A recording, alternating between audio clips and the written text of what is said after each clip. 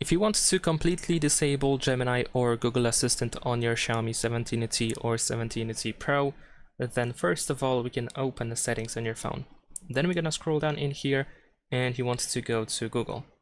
Then in Google we're gonna switch to all services, and then we need to scroll down in order to find Search Assistant in Voice.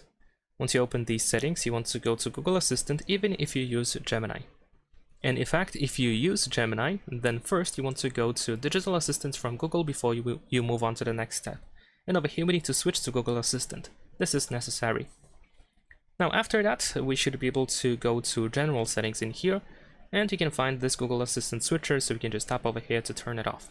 Now in addition to that, you can remove the Gemini or Google Assistant shortcut that is assigned to the power button, where you can usually press and hold the power button to activate one or another.